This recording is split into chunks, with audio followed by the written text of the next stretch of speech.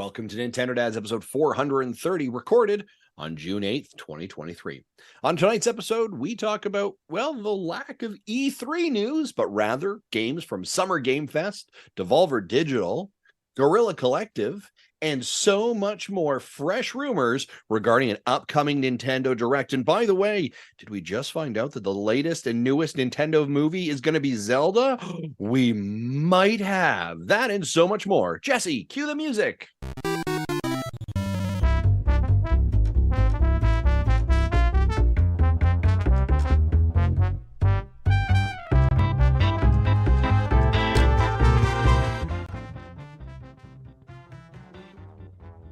Hello, everybody, and welcome to the Nintendo Dads. I am your host, Tim, along with Jesse and Justin. How are you guys doing today, Justin? Hey, yeah, I am doing right. Just scarfed down a little bit of dinner, which was good. Had some chicken pitas with salad, which was great. And I'm here talking. It feels weird. Like, it doesn't really feel like we're in E3, kind of the summer updates, but yet news has been slapping us in the face like a something that you'd get slapped in the face with. A wet fish? Wet fish, there it is. But I'm excited to be here and chat about it, because I think there's some really interesting stuff. And also, I think very interesting, like what's going on with Nintendo right now. So I'm excited to chat it out. Yeah, you just mentioned some stuff we don't even have in our show notes. So it's like, right. I can't wait to hear myself what you found out. There you go. I'm digging out there for you, you know? You're just out there in the roving reporter, right? I'm listening to the word on the street has it. Extra, Nintendo's making some crazy ideas. Awesome. In case you guys didn't notice, I'm trying to do my best Magnum PI impression here. That is a shirt. That is a shirt. I hope you all who will recognize that and are watching live can recognize that. So, Jesse, how are you doing today? I'm doing pretty good. You know, the last few hours of work got nuts, so I haven't had a chance to watch any part of the Keeley show today. So I'm not going to be much of a help with the conversation. I may have questions, but I definitely plan on still watching it, playing catch up over the weekend, so I can at least get my release list updated. Perfect. Nice. If we think a game might be a Switch game. Yes, that'd be cool. And I did see a game or two that I thought you would be interested in, so I'll try to mention that during the show. Yeah, you did poke one of them at me. Yes. All right, so let's actually talk about some of those things that we saw today. And I know there's already chat going on about your shirt, apparently. Nice. All right, well, let's find out what Justin's been digging into too. So let's jump into the news. Let's do it.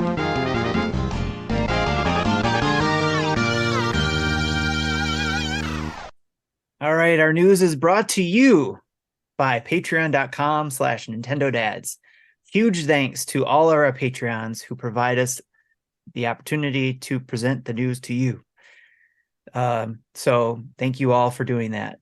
And also for, putting on the lights and all that kind of stuff. So, and did we mention that if you are a Patreon subscriber, you get ad-free episodes? So you don't have to hear Justin talking about Manscaped. No. Anything else if you don't want to hear them. 100%. But if you want to hear them, you can always go download this any of your favorite. You never know what I'm going to do. Like, they give me copy to read, and sometimes I like to, and sometimes I like to go off script and we do fun things. Yes. So listen, there's perks of listening without the ads. There's perks of listening with the ads. All right. You never know what you're going to get. I've had to create a Zelda version and a Metroid version of the Manscaped stuff. So those are fun. I just submitted another Manscaped order using that code NINDADS, NINDADS, for 20% off and free shipping at checkout. Look at that. He's slipping one in there. All right. Boom. Let's jump into the news here, like we said, and talk about some of the game stuff that's been going on. We don't, like you said, we don't have an E3, but we have a summer of gaming news going on already. It started. It's the beginning of June, and that's how it goes. So starting with, and there's probably been other ones, but the one that's been on our radar, the first one that's on our radar is Guerrilla Collective June 7th, the show that I don't think any of us here got to watch yet. I had it running in the background of while I was working. All right. So it was sort of like and it was really just peeking. Or I had it on mute, It was more like, oh, did that game just pique my interest? Let me go take a look at it. So it really was judging a book by its cover. Okay. Did anything jump out at you during while you had that going?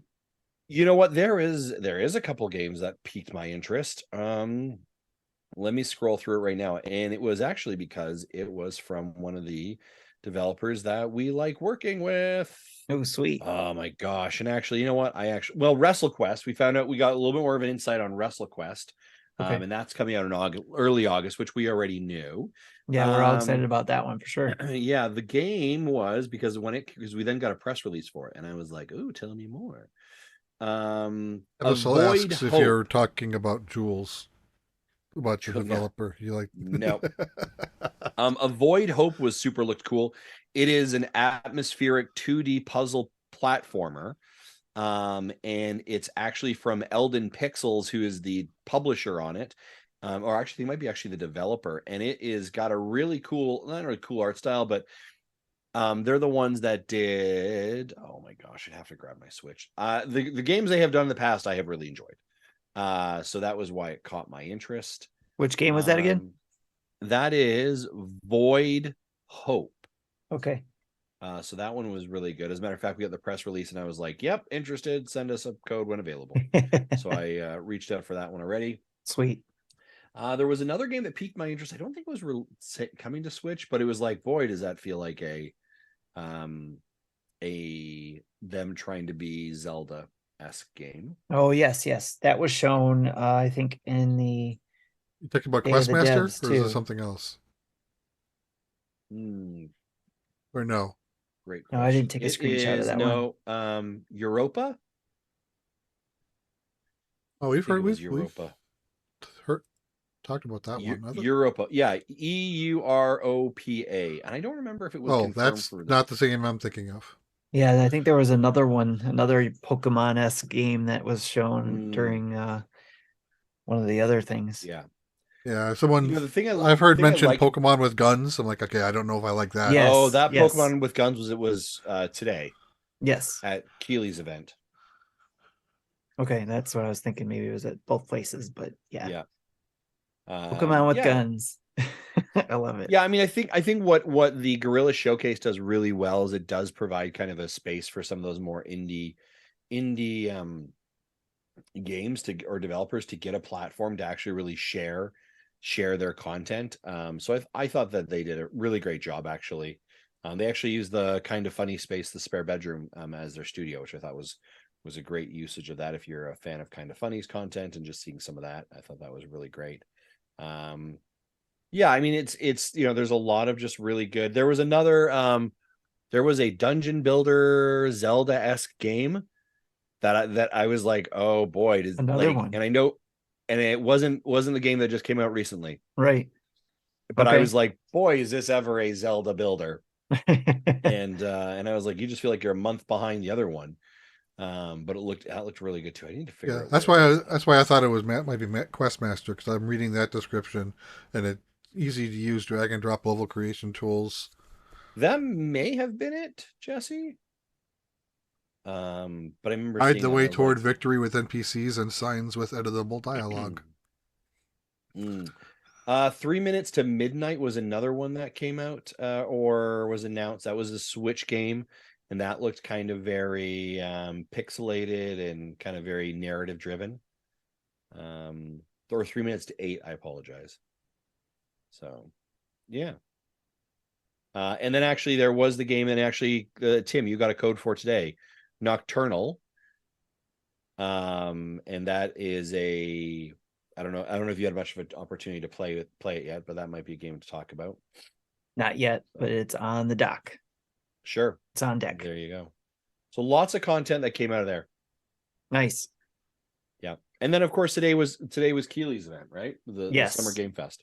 Yeah, so that one dropped too, and I got to watch that one. And unfortunately Jesse missed out on it. He had planned to watch it, but adulting. Life happens, right? Yeah. Yep. So yeah, there was quite a few things that dropped there. One of the things that kind of was oh, interesting was the Sonic Superstars, the 2D, 3D 2D plays 2D, but it has 3D aspects to it. And I was like, I would like to see a Mario game like this. I know we kind of had the 3D world, you know, it's kind of. Wasn't like the new Super Mario Brothers series kind of like that? Or was this, or did they do something different with it? No, it's in the same vein. So, but it's a 2D game using 3D assets. Yes. Right. And it kind of, you can go in and out of the foreground, background type of thing with the character. And there are boards that are third person still in some that showed off there. But it looked good. Mm-hmm. And it looked like it actually looked fun. Yeah. So and apparently it's not online. Actually, we got a press release for it. It's not online multiplayer. It's couch co-op. Oh, nice. Okay. Yeah, we did get a press release for this one. Sorry. Sega announces Sonic Superstars available fall 2023. All new Sonic the Hedgehog games bring a new standard of play to classic high-speed 2D platforming. In Sonic Superstars, Sonic and his friends' journey starts at the beautiful North Star Island, a mystical place offering never-before-seen environments, as well as mystery story waiting to unfold. Starting at $59.99 USD, coming to the Nintendo Switch. I don't like the term. Details regarding package and future content will be revealed at a later date. Starts at. Yeah, meaning it's going to do the typical Sega thing. Bundle. Yeah, buy one of these three packages, and the third one you get to play it 4 days early. Yeah. So it is our favorite. Yeah. You plays your favorite playable characters: Sonic, Tails, Knuckles, and Amy Rose take on Dr. Eggman, Old Nemesis Fang, and their nefarious schemes. 7 Emerald powers. Use the powers of 7 Chaos Emeralds to unlock various new abilities, like creating clones of yourself, climbing waterfalls, powering up, and more. I definitely think like the trailer looked really good. I thought the graphics looked slick actually on it. I thought like, oh, that's a really good look to it. Yeah, I like how they showed it off too, showing like the classic Sonic transitioning into the modern new look and 100% figuring that out. That was clever. That was really, So the reason why I'm saying I kind of want Mario to do that type of thing is I know we had the new Super Mario World and I really enjoyed those games, but some people seem to get kind of tired of that look. I think that's what I'm saying is trying to say is a refreshed 2D Mario game would be kind of cool. Yeah, I'd agree with that for sure. So while you guys are talking, I'm looking at the IGN article summarizing it, and I get to Sandland. So and it jumps out at me because there's a video to the trailer, and the thumbnail to that video is this dude's face like really close to the screen, and it's obviously Akira Toriyama work. Yes, Dragon Ball, Dragon Quest. Yep. So so I thought that was a big old Dragon Quest game. I'm like, oh no, it's something else. It's a new IP, but it's the same artwork. Same, yeah. Yeah. It's humans and demons living in a world together. But that one was pretty cool. So it's Akira Toriyama artwork with Persona storyline. The other game that really piqued my attention actually from it, and this was right off the hop, was Prince of Persia: The Lost Crown, which is coming next year. And boy, when they showed this off, this looks really good. It is a 2D platformer. Very Metroid. I think they even called it like they've got Metroidvania elements associated with it. And this is coming to PS5, PlayStation 4, Xbox Series S and X, Xbox One, Nintendo Switch, and PC on January 18th. This caught my attention. I was like, wow, I'm not a Prince of Persia. I have no affinity or attachment to it. But this looked really, really good. Like I was like, yep, I am. This is my kind of game and language. And I thought, Tim, the moment I saw it, I was like, this is a Tim game. Yes. Yeah. When most people think of Prince of Persia games, they think the GameCube, Xbox, PS2 era games. Yeah. This is hearkening back to the original Apple game. Yeah. So I thought this was absolutely brilliant. Yeah, it was definitely on it my looks like fun for sure. Yeah. Yeah. Especially since I had fun with that other game that kind of looks like this. That they made. Not Raja? No. Well, I guess you could make some comparisons there, but no, the other, I think Ubisoft made it. The other one that was set in Greece, excuse me. Um, Monsters. Immortal. Or Immortals Phoenix Rising. Yes. Yeah, that's very much the traditional. I mean, that was a sort of like, imagine if we made like Assassin's Creed and Breath of the Wild with Greek mythology, and you got Immortals Phoenix Rising. Yes. Right. Yeah, I thought that was. I thought that was a great game. Yeah, I had fun with that one, so I thought that I sometimes and it's interesting because now let's be honest here. Ubisoft has their own presentation on Monday, I believe. Keep me honest on that one. Ubisoft Forward. It'll be very interesting to see what they have or what they're showing off. I think I believe they said it. Jeff Keighley's saying that you'd be getting another look or an extended look at this. Okay. At the Ubisoft Forward event, and this is sort of the problem, right? Like, what Jeff is trying to do is he's kind of like, who has showcases that will give me content for me to actually show that won't be at their own thing. Right. Obviously Xbox has their event on Sunday. Nintendo does Nintendo, right? Like, Nintendo will Nintendo. They'll do whatever they want. Weird Nintendo decisions, essentially, right? Mm-hmm. So I wasn't really expecting, like I was not expecting let's get a Mario here, right? So Jeff sort of has to find the space of where do other platforms or games not have locations that they're showing up. But I think Mortal Kombat was a great example here.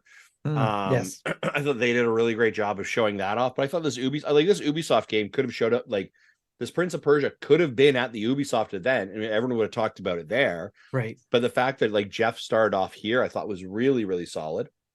But I am interested in seeing what Ubisoft has, because I think, again, they have been a company that is sort of struggling with understanding what their identity is.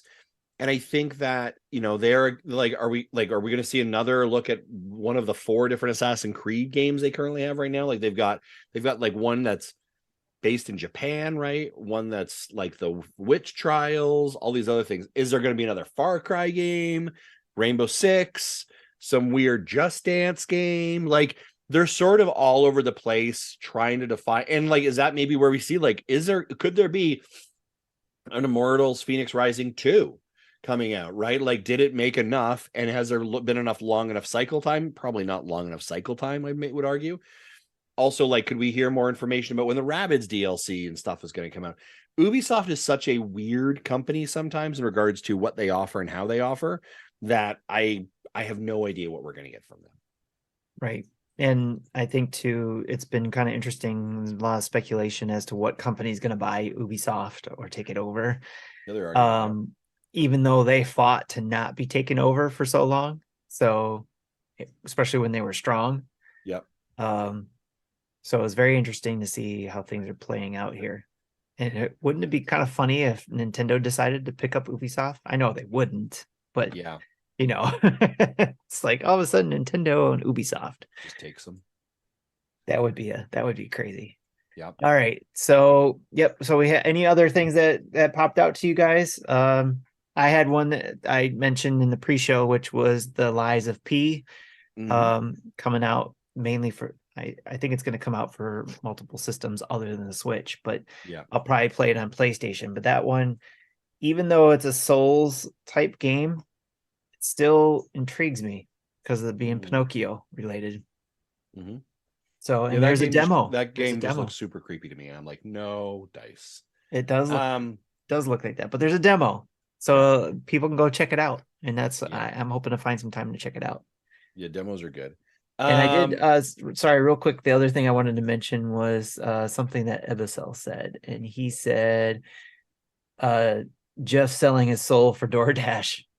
Yeah, I thought when he was trying to do the read for Final Fantasy or for DoorDash, and people thought it was like something else. Yeah, they thought it was the trailer for Final Fantasy VII Rebirth, right? Which was funny because then that's what he ended the show with. Yeah. right? Which was great. And again, that's a great example of where would that land? I mean, would that land at Sony's event? Well, Sony doesn't really have something on their docket right now, right? So, Right. I thought Spider-Man 2 getting a release date was great. If you're I know Spider-Man's a huge game for Insomniac, and a lot of people looking forward to it. That game looks brilliant. That game looks great. Like it's that kind of game is like enough that I'm like, PlayStation 5, huh? Yes, it does. But I know that that's going to be fantastic. Especially that story. Yeah, we did see a trailer, the first reveal of the Fortnite Wilds season coming up here. Optimus Prime being a character in that. Yes. So I think I want to learn more about that because because Marty mentioned it last week and I agreed with him that if it transforms, that's the thing that'll get me to play. Oh, I'll probably get it just for Optimus Prime. Like, no, I will. Like, I'm really hoping he's probably battle pass level like 20, but he's not. He's going to be 100 for sure. But I'm hope he's not 100. I'm going to have to go in and get that because that's pretty sweet. Yeah. I thought Alan Wake 2 looked really, really good. I'm not a big horror fan, but that one definitely stood out for me. I'm just scrolling through here. Oh, and by the way, Jesse, that Pokemon but with guns is called Pal World. That is the trailer that you're looking for, Pal World. I'm actually just scrolling Bay through Farm the was here. one that was announced. And I liked what Switch game Keely said about we have a variety of games from Bay Farm to Mortal Kombat 1. Yeah. See? That is quite the 180 you got there. Yes. So, right. But yeah, that was another game that's coming to Nintendo Switch. There were some really weird moments. Like they debuted a clip from Twisted Metal. From the show. Like this is dumb. I don't understand. Marvel Snap had a really weird conversation or presentation. Nick Cage showed up and that was super weird. Because he's going to be in Dying Light, was it? Dying Light, yeah. Yeah. They showed off a trailer for The Witcher Season 3. What else I'm going through here? Oh, another game that was announced for Switch. I apologize. We did not put it on our list. Yes, Your Grace. The sequel was announced. That is a Switch game as well. I didn't even catch that. Yeah. I'm just scrolling through what else caught my attention that was a Switch game that we might want to bring up to attention to. Fee Farm, you mentioned that. I think that's kind of it. There wasn't a lot of Switches, but 4 or 5 in total. That's not too bad in a couple hours. Nice array of games for all the systems. So that to me is better than previous years. Because a lot of times beforehand, it didn't seem like there was much. Yeah, we'll take the win, right? We'll take that. Yes. So it was great. Good job, Jeff. Okay. Yeah, good job, Jeff. And it's weird because it was like I mean, I don't know, Jesse, I want to ask you because like you traditionally like you take off E3. You take off, as a matter of fact, like next week you have off. Yeah, I have off next week from work. And like how did this feel? Like because Jeff was kind of like, hey, this is sort of the E3 thing now. And like, I don't know, like obviously there's a whole bunch of like press flying down right now to get their hands on. There's a bunch of other events. Like, does this feel, and you've been as a guy who's been to E3, does this feel like E3 to you, or does this just feel like some weird smattering of stuff? Well, again, I didn't see it, so I don't 100% know what was said, but from what I did glean from it, it kind of resembles like some of the E3 showcases. Yeah, because, generally each, a major publisher or hardware developer has their own little 45 to 90 minute thing. And that kind of focuses more on on them. Where this obviously 2 hours and more broad and smashed together. Nothing Nintendo specific because Nintendo will do their own thing. No surprise there. I was right. If Nintendo if a game is coming to the Switch, it's just because it's coming to everything. Yes. Yeah. But now it's like I'm looking out for those games that are coming to Switch, like what developers and publishers are taking the time to bring it to Switch. So It's like some games when you see it announced, you're just like, oh, that's not coming to the Switch. Yeah, It's for like, sure, right? You're you like, know, yeah, I'm not even. Well, I guess And we then pass Witcher it, but 3 drops. yeah, well, and I guess we pass it, but like Mortal Kombat is coming to the Switch, yes, right? That has been announced, and I Yeah, guess we that was we didn't announced give right. that really time of day on that one, I guess. So yeah, it'll I be think we mentioned it 2 weeks ago when it was announced. we did, right? But they yes. just get the Game Fest gave it a little bit more oxygen here as Okay. well. It'll be interesting to see if it's going to be on the system or cloud based. Yeah, for sure. Because there's a lot of people like Bruce himself. He played it on the Switch 11 and was disappointed in it. And when he finally played it on Xbox, he was like, I should have started here and not even tried it on Switch. John Blanco asks a great question in the chat. He says, I remember everyone was raving about Marvel Snap here for a while. I forgot it was the thing till today. Curious if people ran out of content and what the update to today might do to get you back in. Yeah, I think we raved about it for quite a while, and I was playing it pretty on for about 2 months, and then just kind of fell off of it, if I'm being honest. I don't know if it's still on my phone, which I don't keep a lot of games on my phone. But this was such a great toilet game, if I'm being completely honest. I don't know if it's enough to bring me back. If I'm quite honest with you, like I thought it was okay. Yeah, great question though, John. And I said I never started the game, so Yeah, that's probably okay. I like it. It's like you said, I like that it's a good game to have on the phone for when you're stuck somewhere and you don't have anything else to do and you're waiting, trying to kill time. Yeah. Just pop that up and play. So now after that, Tim, was the Day of the Devs. yes. Well, actually, Day of the Devs was after. Was there anything? And I didn't get a chance to watch it. I'm going through the list here, but nothing stands out for me that actually says Switch games on it. Okay. Do you remember anything that stood out for you? Yes. There are some things that jumped out to me. There were some things I wanted to talk about. One of the things I wanted to talk about, which the very first, if I remember correctly, the very first video was called Beastie Ball. Okay, yep. And it's a wonderful mix of Pokemon and a turn-based volleyball game, RPG. Yes. And it's a Kickstarter. It's a Kickstarter. It'll be a Kickstarter. So it's by the I forget what other games. You don't kick a volleyball. Right, no, you don't. But basically you go and catch monsters and create a volleyball team from those monsters. And then you play against other people who collect monsters in the game. I don't know if there's any online portion to it. I don't know yet. But what I also found interesting, though, is that it's going to be a Kickstarter thing. So it's not coming out anytime soon. They're going to be presenting it to Kickstarter. You can go sign up for, being notified.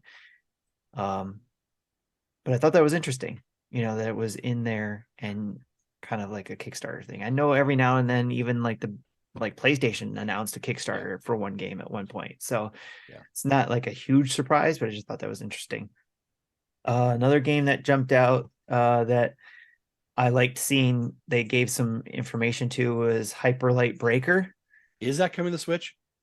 Is it coming to Switch? They didn't say, because I think they're still working on it and there's still details. They were just sharing some highlights and some gameplay of that. I hope it comes to Switch. It looks like a lot of fun. Yeah. Another one that jumped out that I wanted to talk about was Cart Life. Okay. Jesse, have you ever heard of Cart Life? It used to be like back in the early 2000s. It was a game that you could play one of three people who operates a cart and sell things from your cart. So, and it was all, I think, on PC at the time. It was like street vendor simulator or something? Yeah, it's like a street vendor simulator, but it's that sounds weird. It's like text, a lot of text, and a lot of your choices can be, determine how well you do and all that kind of stuff. But it also not only about your cart stuff, but you have to also balance work life, so operating a cart, but also managing your household or something like that, so it's like three different. It's like The Sims on steroids. Right. So, but that one jumped out at me because I thought it sounded interesting. I didn't see anything that said it was coming to Switch, but it looks like it could. It's one of those games that looks like it could. And it's one of those right now, it's just wish list on Steam type of thing. And then the other one that jumped out that I notified Jesse about was Retro Gadgets. It's basically remember when Jesse was working on those breadboard electronic things? Yeah. Well, this is a game version of this where you could, there's Jesse showing off his thing.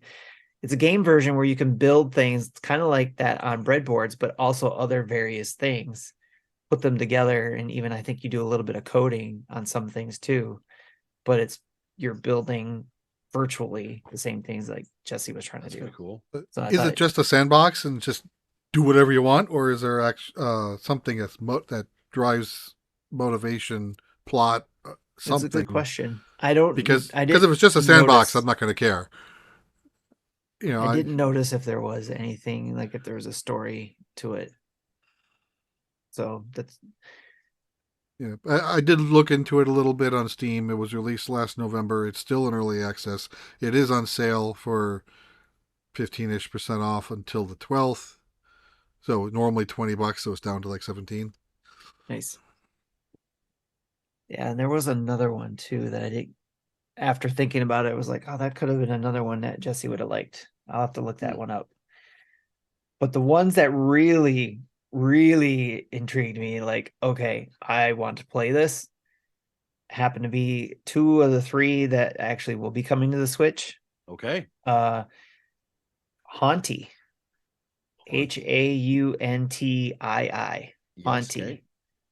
It is basically you're a ghost and you can possess things and solve puzzles by possessing those things. Okay. It's coming to the Switch. Because we're getting Ghost Trick releasing in the summer. So yeah, we have 2 of those games now. This one's coming 2024. And just the game looks different and fantastic. I can just imagine the developers of this game going, "Oh no!" when Nintendo announced Ghost Trick.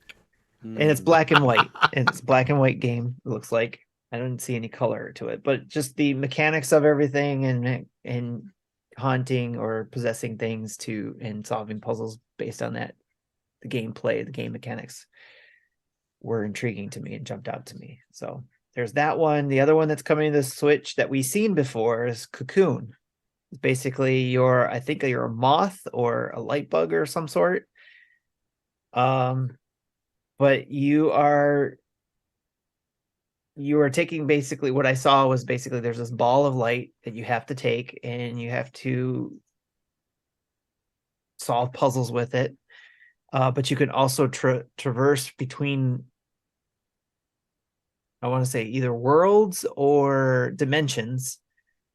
And when you traverse them, it also could help you solve puzzles. So for example, one example they showed is so you don't get hit by a laser beam going across the platform, you could go and traverse to the previous dimension and see that light go past your platform that you just beamed off of and then beam back to that platform.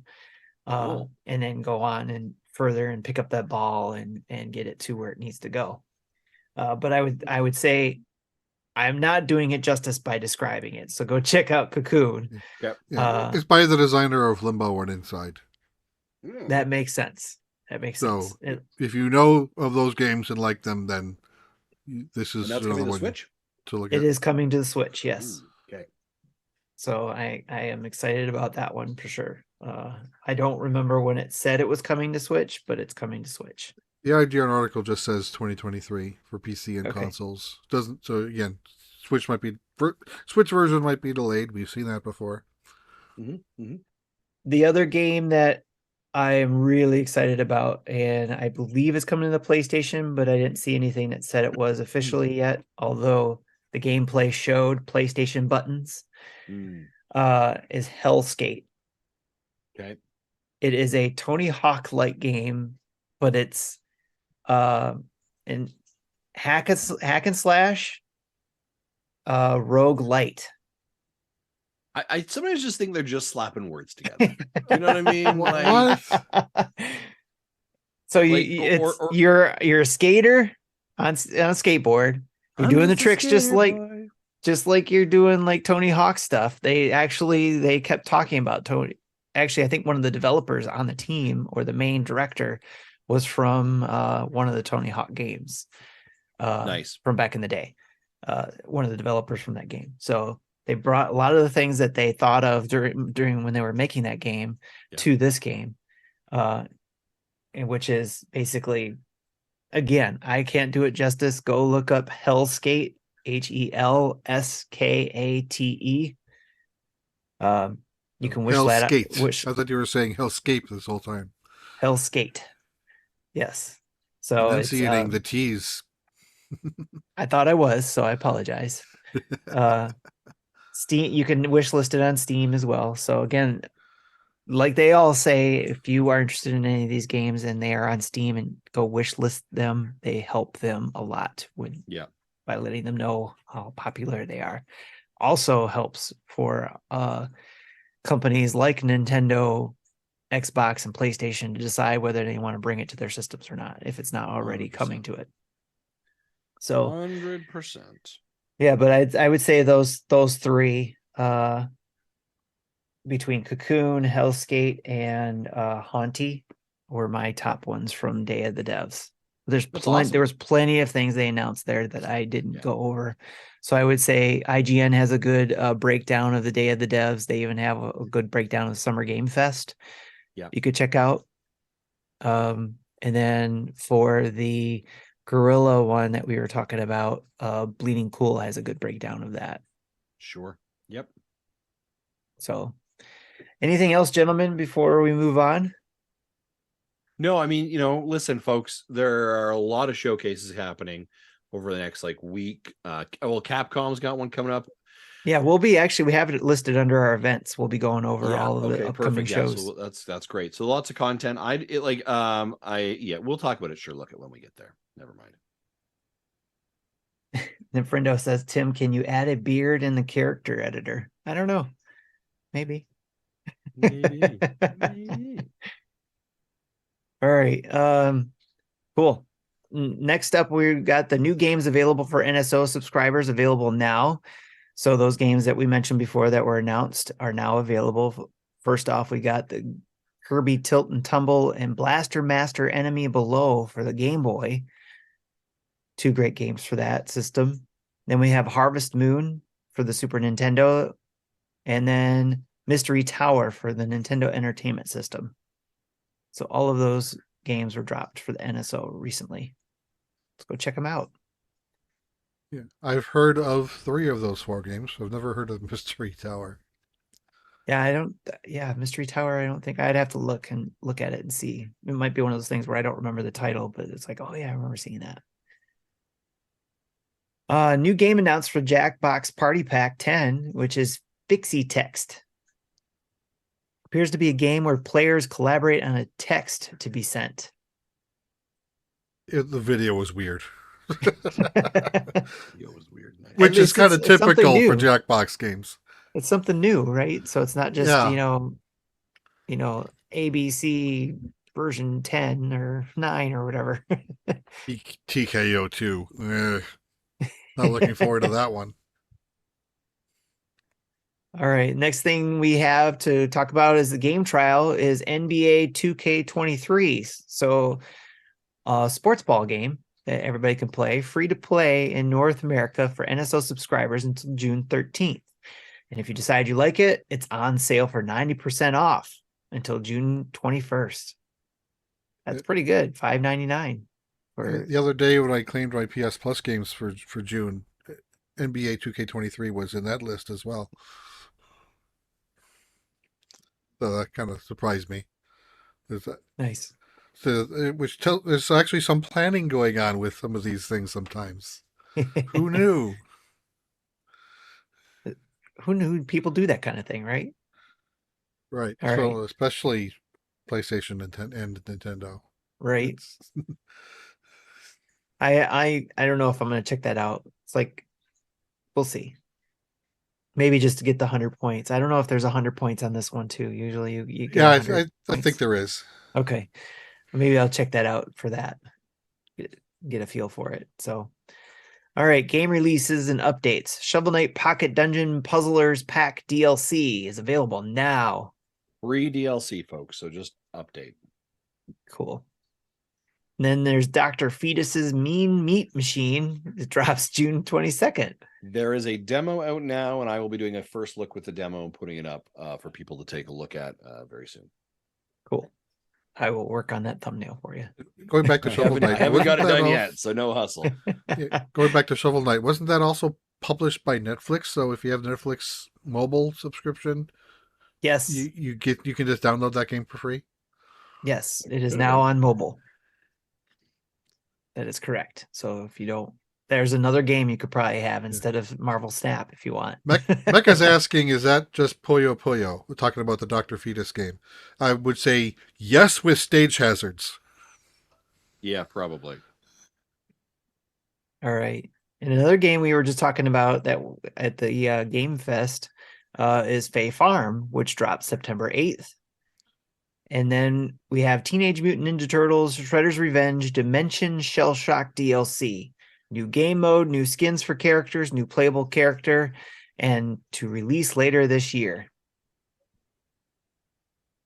Yeah, You're not awesome. gonna try to pronounce what the new character is. I am not. I will let you do that. Usangi Yojumbo. Bless you. The samurai rabbit. Yeah, that is awesome. And yes, please. I saw that and I was like, that's great. Yes, please. I guess I should say Ronin rabbit. Yeah, that's fair. Him poofed. Yeah, so let's talk about a couple other well, where's our rumor section actually? Hold on. We got a rumor section, right? That comes out after our Okay, never mind. We'll do our ad break and then we'll talk about the rumors about the other stuff that I had in our ad opener.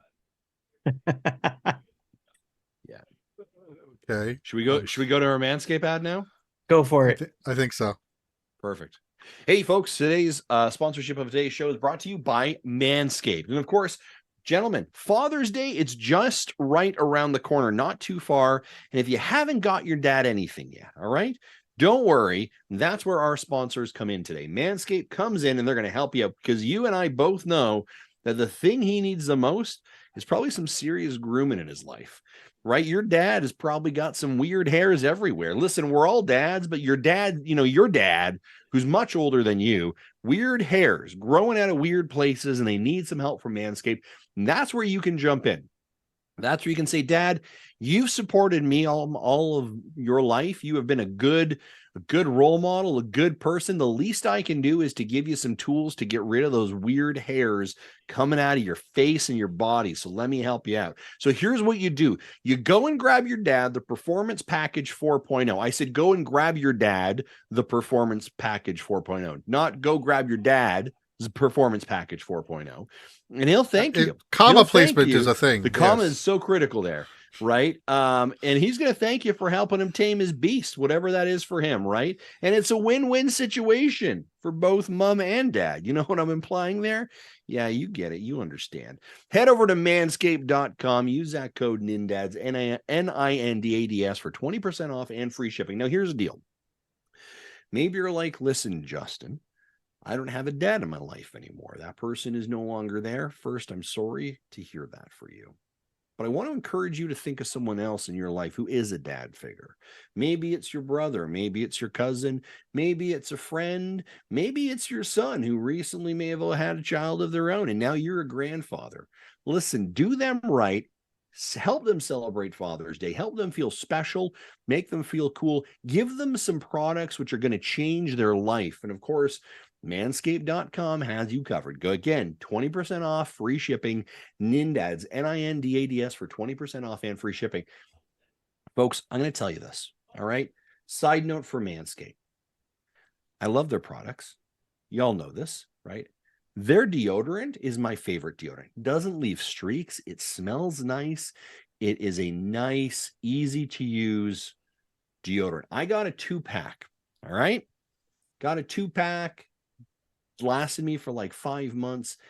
And then this week it ran out and I had forgotten to place my order. I don't have it set up for an automatic renewal and I had no deodorant left in my house. I'm currently wearing my wife's Dove deodorant. All right. So I'm not okay. Hygiene. I don't feel good about it. So you need to use the peak hygiene plan. So they send you this stuff. So you're not in a situation at 6 a.m. scrambling through your bathroom looking for deodorant. Did you also pay peak shipping in order to get it fast? You don't have anything. So you're now having to look at your wife's deodorant. And let me tell you, I don't feel comfortable with myself. But Manscaped makes me feel comfortable. And they can make you feel comfortable as well. All right, Jesse, back to you.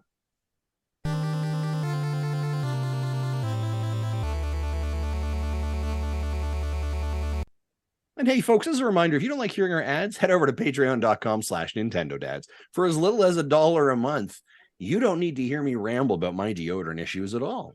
$1, and you get an ad-free version of our show where you get no ads at all. No ads at all, just our content. So let me ask you again, because you used your wife's deodorant, you don't feel confident or something? What did you say? I don't like how I feel. Okay. Yeah. I don't, and I had to have a real conversation with my wife. We were sitting down last night outside enjoying the sun, and I said, Jody, I need to talk to you about something really seriously. And she's like, oh no, what? And I was like, I ran out of deodorant, and so I didn't have any. And so I have used your Dove deodorant from Costco. And I'm sorry, because if there's hair in it, that's weird for you. And I also feel uncomfortable with how I smell right now. Like it's not a manly deodorant. It's a very feminine deodorant.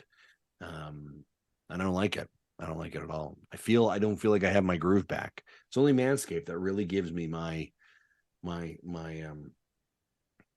I love this. Ninfrendo says strong enough for a man, but pH balance for a woman. That's right. Nice. Yeah. Wow. So this is not a promo for Dove, but they're, I think they should consider making better deodorant. Yeah. I'm really hoping my package shows up soon. All right. Good luck. Well, did you subscribe to the peak hygiene? I didn't resubscribe.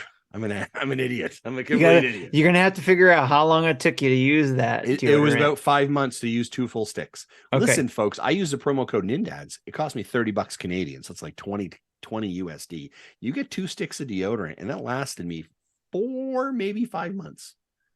That's pretty good. So you're gonna have to get on a subscription plan. You can change how long you are on those. Really? It's not every month. Yeah, you can set it to how long you want it, how long you need it for. Yeah, maybe I'm gonna have to go in. I have a Manscaped account, and maybe I can just go in and set that up there. There you go. And you can use that'll the be a code post-show activity. Hey, Patreon folks, you can listen to me figuring out how to use a Manscaped site to see if I can create a live ordering order. Jesse, can you do me a favor? Can Maybe. you please play the Let's Discuss song again? Please.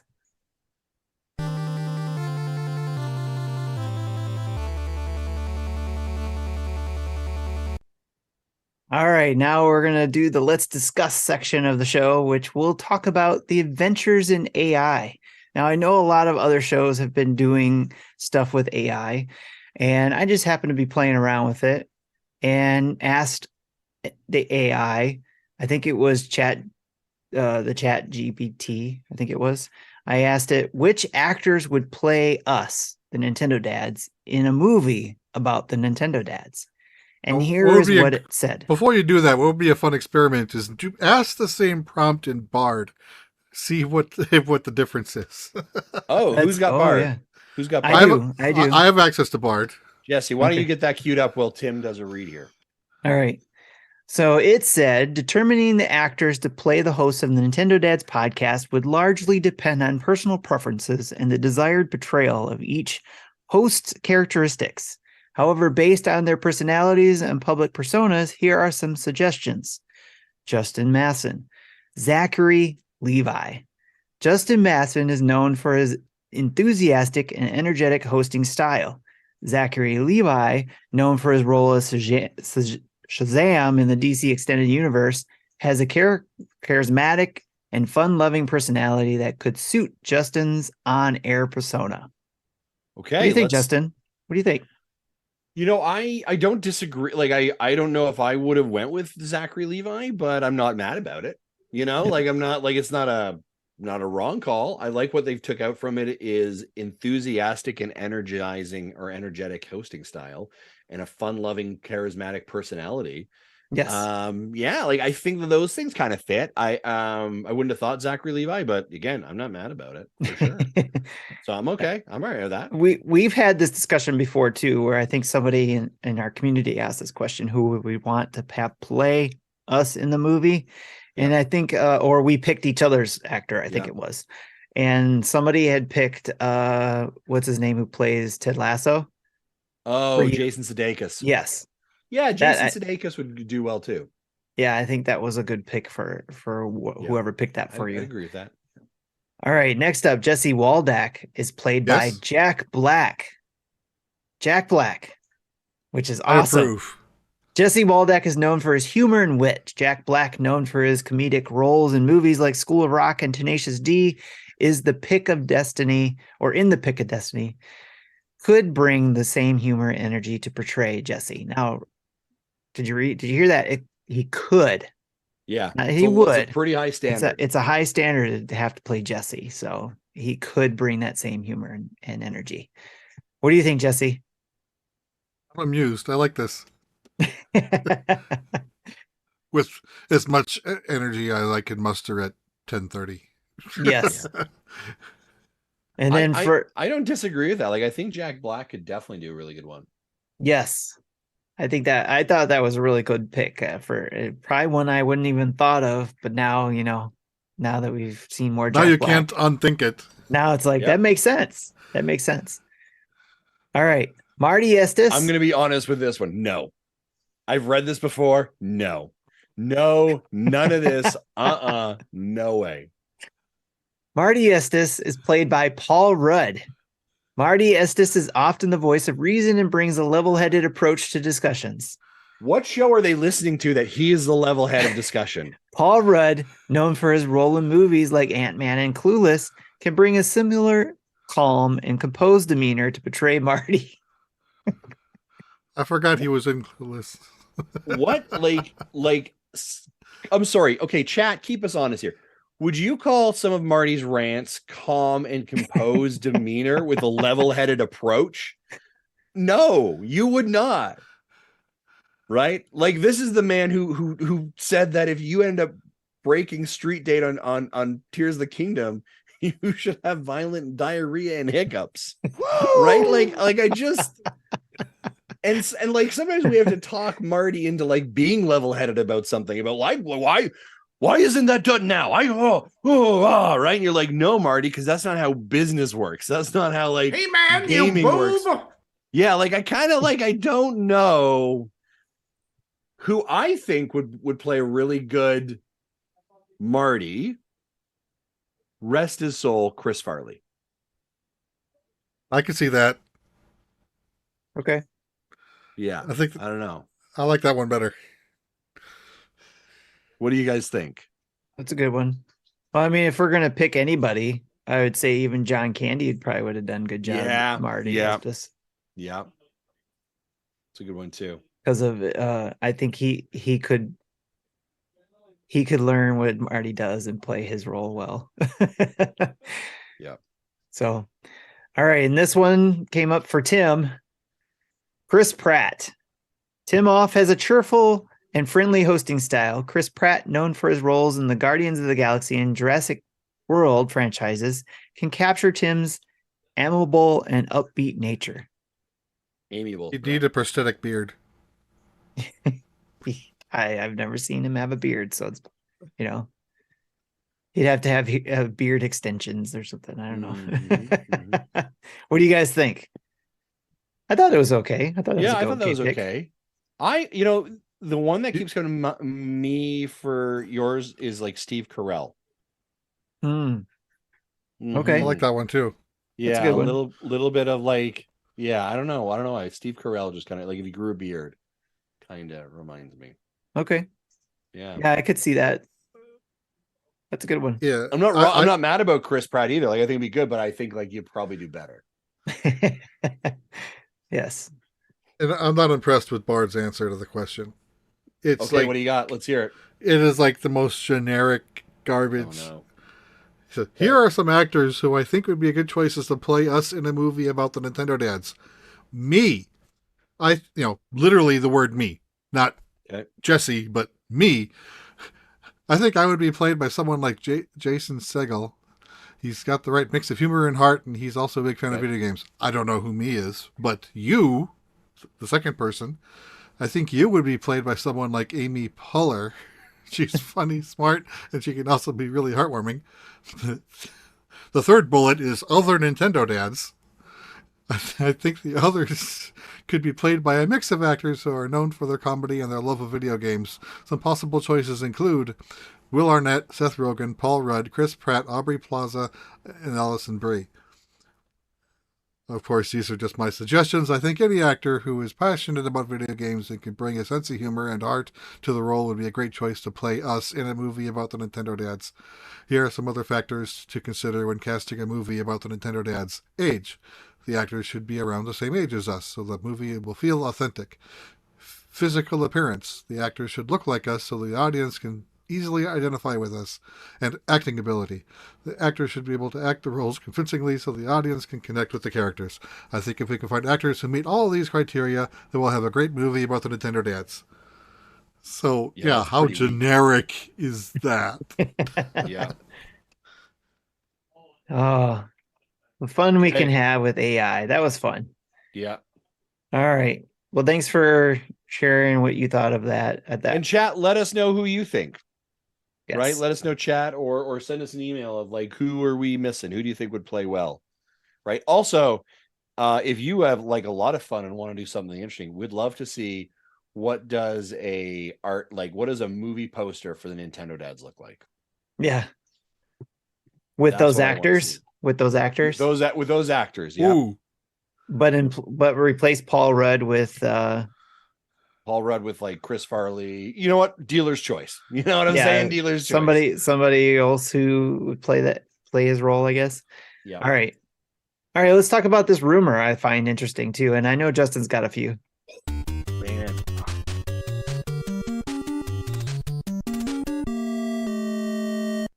All right. The first one is Justin is going to make an offer to buy Nintendo in September. Rumor has it. Well, ladies and gentlemen, that's correct. I'm going to be down in Seattle, and I'm going to be spending some time with Nintendo. So I'm going to offer to buy them. You suckers. Yeah. The Nintendo dads will then be able to do our own, use our artwork and without any troubles. I'm going to bust into a boardroom and be like, Doug Bowser. And he's like, who are you? And I'm like, it doesn't matter who I am. Stop blocking my Redbubble sales of pirated artwork that your company owns that I get $2 on. What is this? Capitalism at its best? Come on. It's not pirated. It's a mushroom. It is a mushroom. It is artistic and so what were you having Nintendo in the name? It's Nintendo Dads. Yeah. So and for our PR reps who are listening, please leave us alone. Don't hurt us. Just kidding. I love Doug and love our PR team and love Nintendo. Well, actually, I guess this is kind of a weird, interesting thing. Excited to announce, ladies and gentlemen, boys and girls, children of all ages, I will be at PAX West occurring this September. And ladies and gentlemen, I'll be PAX West on Friday. And you're going to see me over at Nintendo Live event on Saturday. Excited to be there with the family. Excited to spend some time in that space. So lots of coverage coming from us for both PAX West and the Nintendo Live event.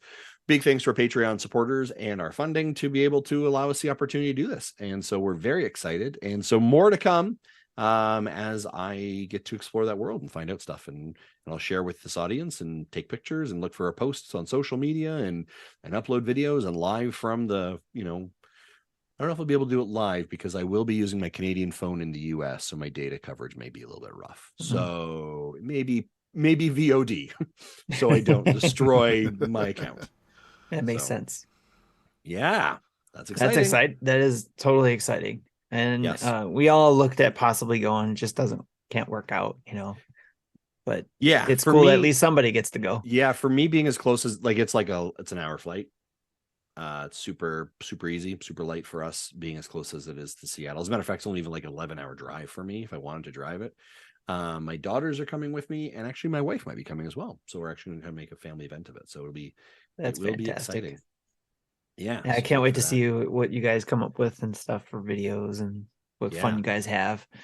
So that's really cool. Yeah, speaking of the Nintendo Live event, this week Nintendo actually sent out a tweet about merch that you can purchase now and have delivered to you in August for the Nintendo Live event if you're not able to attend as well. And they've got actually some pretty sweet stuff on there. Yeah, it feels like they're really starting to lean into this. They're starting to make this a little bit of a like a to-do. Like this is going to be pretty unique, pretty special. They have t-shirts, hoodies, coffee mugs, special pin collectors things, a Switch case.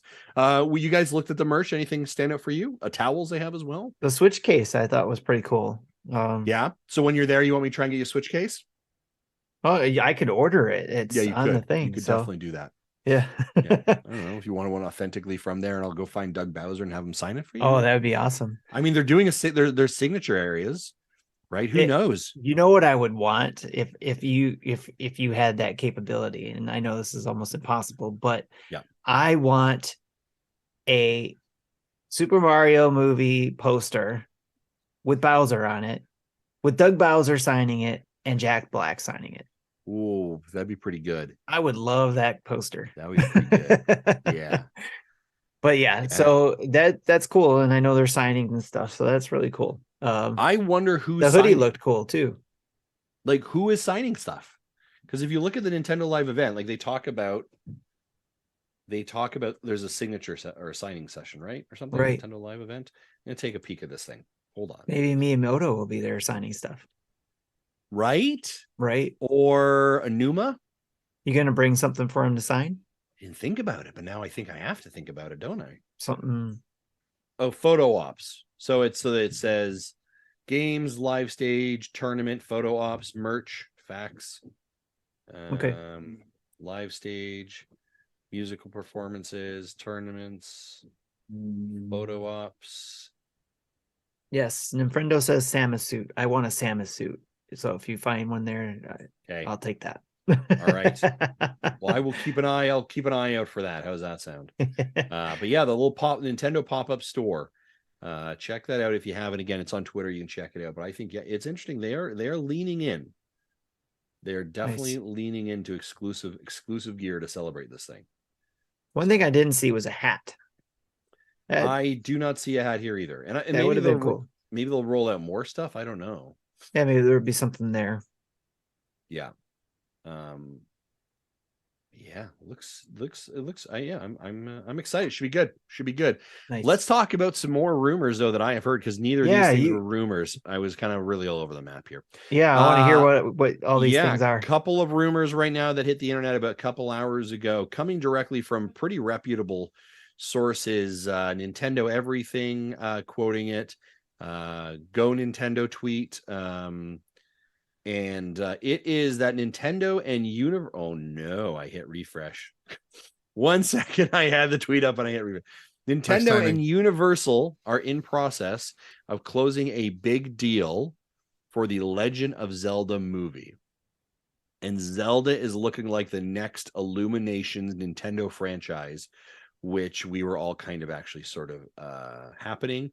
The other statement is that it seems like what is the holdup or slowing it down is that it is costing Universal a very pretty penny. So the rumor is that Illumination's next project will be Illumination's next project through Nintendo will be a Legend of Zelda movie. Folks, how do you feel about that? Again, I think I said it before. I think Zelda would make a better TV show than a movie, at least to give more time to dive into characters and plot lines and story. I think I would have preferred, pretty much, almost any other franchise over Zelda as the next one, which is weird for me to say because I like the idea. Don't get me wrong, I don't hate the idea. It's just I think the TV would have been a better place. But so something like an Animal Crossing or a Metroid, uh, probably I think would have been a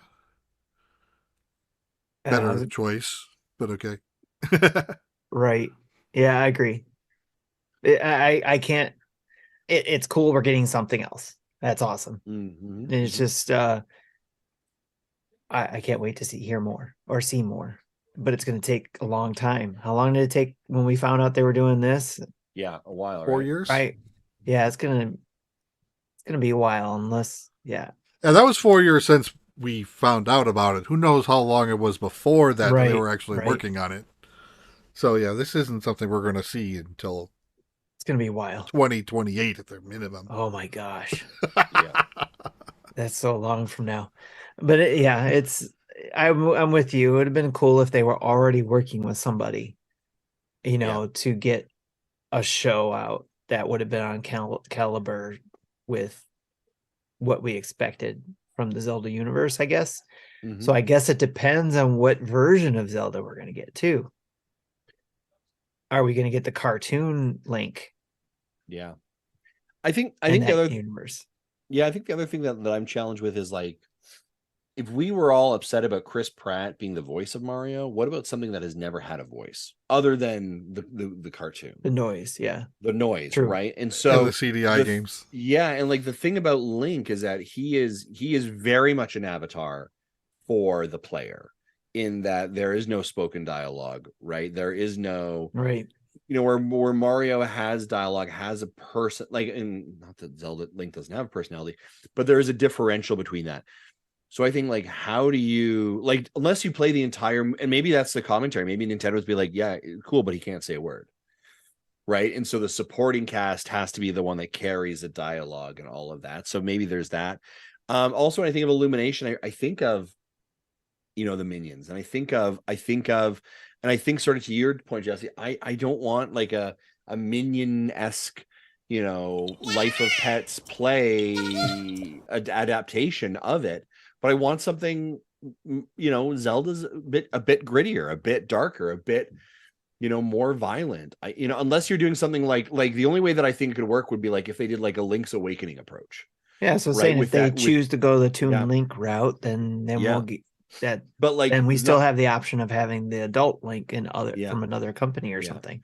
I'm not shocked. I'm definitely not shocked that Illumination Nintendo are doing another movie. Duh. Right? You just made a bank ton of money. You are now like the number 3 grossing movie or cartoon movie. Yeah, you're going to go back and you're going to do something else. Not a shock. Right? And so I don't know and I think we're all like, of course, we love Pikmin, Metroid, Zelda, right? But I don't know if that's the studio I'd want doing it. And that's, but again, we don't really know. Yeah. And the other thing I don't know is, did Illumination have to come with a proposal or an idea, like we want to do the next movie with you guys, here's our thought of doing a Legend of Zelda movie. Yeah. And is that why Nintendo is ready to sign, and that's why they're talking numbers? Did they have an idea that Nintendo's like, yeah, let's work on that? Like, does any company have an opportunity to come to Nintendo and say, hey, we got an idea for a movie, here we go, or a TV show, here we go? Yeah. So it's interesting, right? I think again, Nintendo's getting a little bit more loose with their IP. So yeah, it would be interesting to see. Like I said, I can't wait to learn more. And what's interesting though is I think, yes, Illumination did awesome with the Mario movie, but can they do the same with the Legend of Zelda? Right. And that's what I know that this is kind of the opposite of what I was wanting, Yeah. with a lot of time to deep dive.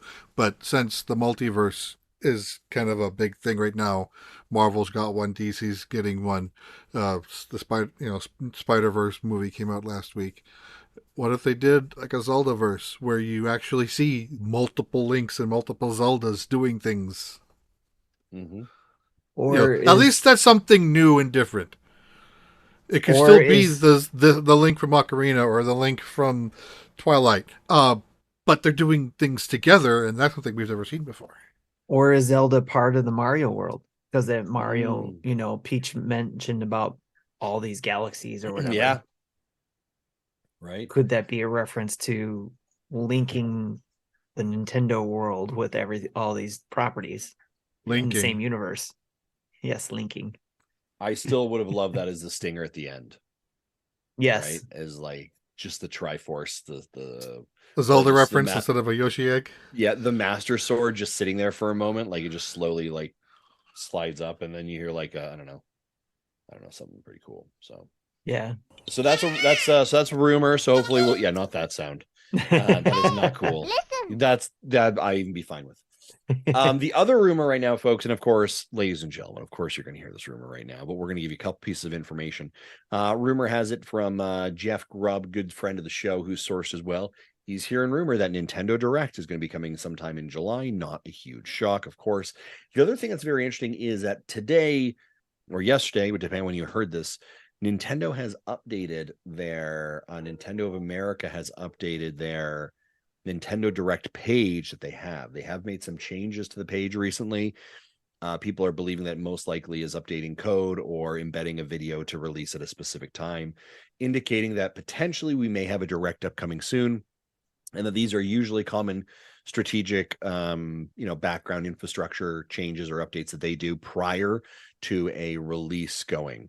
Now, if we were playing the old E3 game card here, folks, then this coming Tuesday would have been when Nintendo would do their press event. Nintendo recently has been doing an approach of like, hey, we'll tell you about it a day or two beforehand. So is it possible that we have a Direct coming? Possible. We have to remember, Nintendo has nothing that they have shown us or that we are aware of past Pikmin, which is the July 21st of next month. They're also doing some weird random drops of information. Here are new Joy-Cons. Here is everything Switch, right? Like some weird marketing decisions. So I don't know. Is there, everyone's like, will we have a Direct this year? Yes, at some point you'll have a Direct. Will it be before we once, if we do not have something by July 21st, that's interesting, because Nintendo, again, let's think about this, has nothing officially announced past July 21st. You need to tell the story. You need to tell your narrative. And then the other interesting part is, as we've said, as I mentioned earlier, boy, they sure are promoting this Nintendo Live event a lot, aren't they? They're telling you to register right now. By the way, get your swag for it now. They are pushing that. You cannot tell me they are pushing that hard to also be, have you played Tears of the Kingdom before? Have you tried Mario Kart?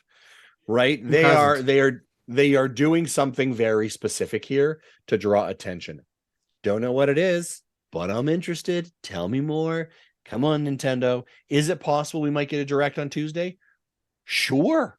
Why not? I would not be shocked. Now, remember, you're like, well, Nintendo pulled out of E3.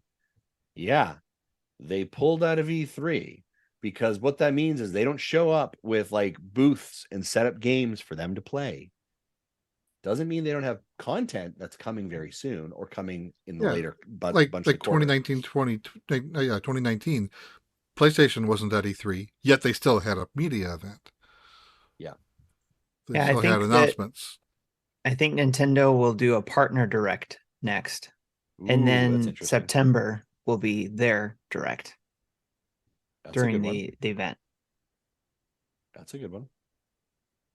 So, because I think they want to promote what their third parties have coming out. Yeah. Yeah. So that is. Are we going to get the Final Fantasy 16 chibi port? We could. We might. Like we got Final Fantasy 15. That is the rumors right now, folks, that are spinning around in the world of Nintendo rumors. Nice. My dog just came up to my window by my office. All right. That was random. All right, let's talk about events. Let's do it.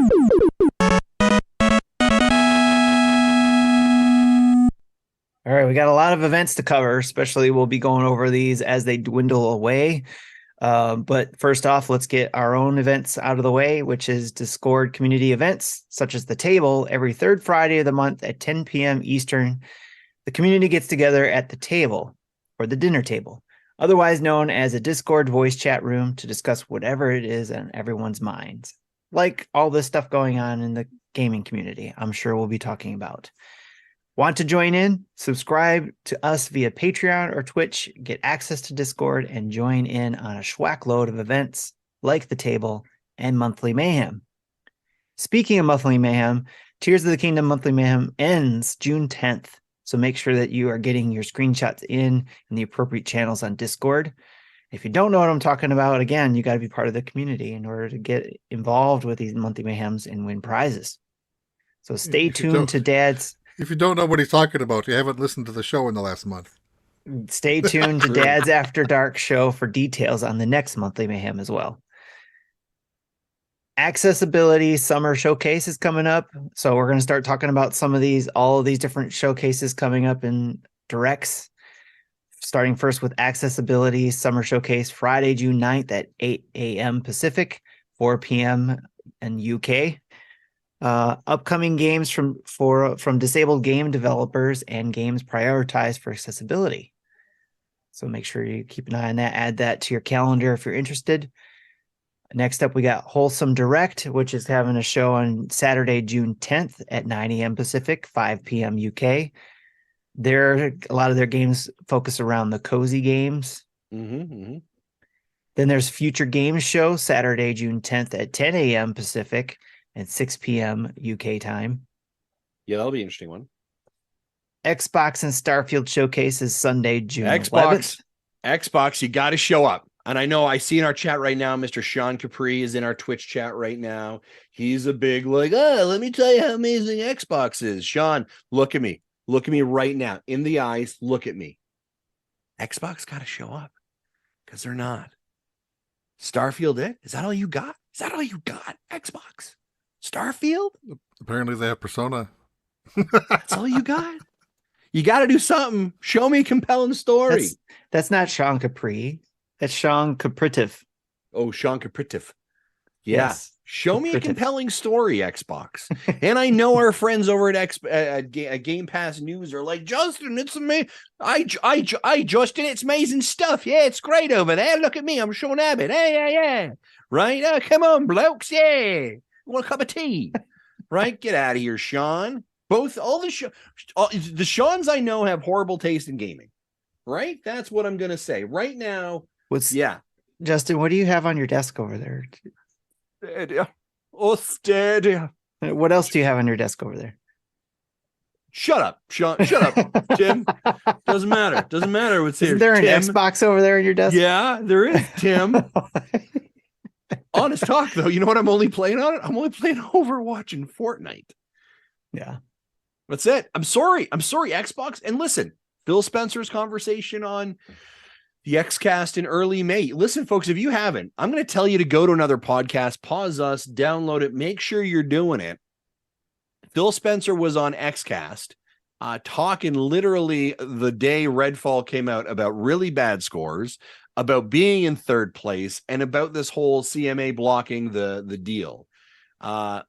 Listen, we're always talking about, oh man, this is going to be the year Xbox, Microsoft has put all the dominoes together. It's going to be an amazing year. Do something, Xbox. Yeah, we've been hearing that for 2 years now. Make a compelling reason. Because I'm going to listen, Tim, I like the Xbox, but I'm only playing Overwatch and Fortnite on it. No, I get it. And that's something I want to see too, is some games announced with dates that are within the next 6 months. Yeah. Hey, Friendo says he only plays Picross on his Xbox. Hey, Ninfrendo, I see you here. I see you slagging, just dragging Stadia out into these streets right now and like having a little bit like, bring out the dead, bring out the dead. Get out of here. All right. Time yourself out, Ninfrendo.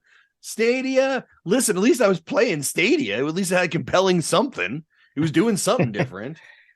For the Xbox, I want to see a new Indiana Jones game. That'd be good.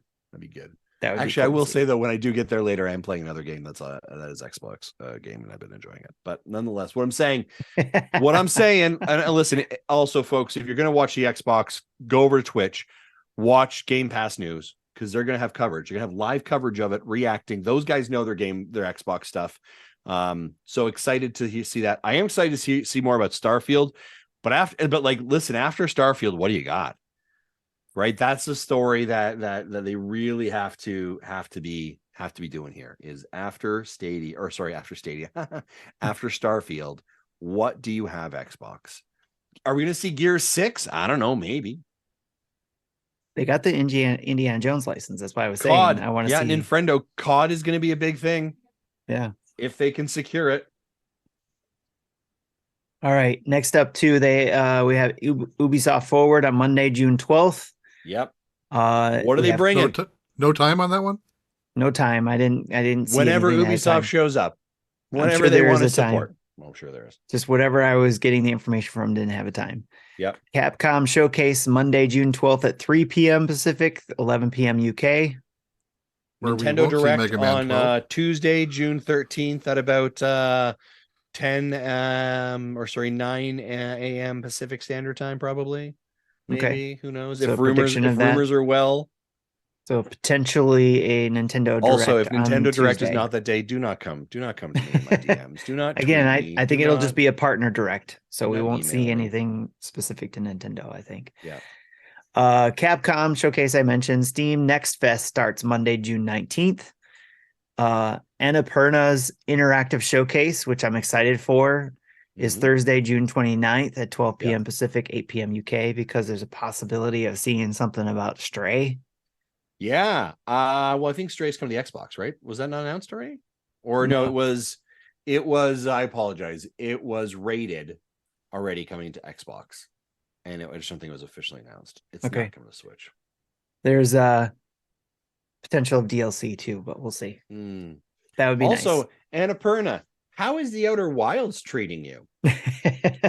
Huh? Do you remember that game you talked about almost 3 years ago? Maybe we'll get an announcement on that. I don't know. We'll see. Listen, I am so at a point now that even if it comes out, I don't even care at this point. You're like this is worse than Fall Guys in regards to how long this has taken. True. That's a good point. I'm gonna tell you this right now, Outer Wilds. You're in my Hatch Tales bucket. They're in the same category as that. All right. Impact Direct is Friday, June 30th at 12 p.m. Pacific, 8 p.m. UK. Very done. If you want to talk about it, use hashtag #TogetherIsBetter. Yes. Then Gamescom opening night live is August 22nd. Which we are not sending anyone to. We are not sending anyone from here to go to Germany for. Yeah, we are not Pierce Schneider. Not this year. Nintendo Live 2023, Friday, September 1st through Monday, September 4th. Yes. That's what we have listed for our Summer Fest as well. The NintendoDads Summer of Games. Summer of Games. So, yeah, any of these shows are you guys looking forward to? I am legitimately interested in Xbox. See what's going on there. Ubisoft Forward will be interesting. Capcom, and I know I'm just like Justin, you're just reading through the list. Capcom, I'm curious if we're gonna see like another Mega Man. It's been a long time getting from there. It's been a while since we've had Mega Man 11, and I wonder if now they've got maybe Mega Man 12 in the pipeline. But it feels like they just keep going back to the Resident Evil engine or for something, and here's a Monster Hunter thing. But they just did a Monster Hunter event this week, right? So yes. I don't know if that makes sense. Annapurna does interest me, despite my yelling at them regarding Outer Wilds, because I do think they make some very interesting and compelling indie games. So that one has my attention, but I'm also very, very gun shy about them because of the Outer Wilds situation. Right. Not their fault. Whatever's going on with the development of that. Doesn't matter. I'm going to pick someone to blame, and Annapurna is it. Umbrella Gun. Yeah, that'd be nice to know a bit more about it. I haven't heard anything else either. Like, they didn't come back and say that it was canceled for Outer Wilds. I'm gonna go to you know what I was gonna go to their Twitter account, but that's just gonna make me angry, so I'm not gonna do that. All right, well, that's it for events. Let's go move on to what we've been playing. Do it.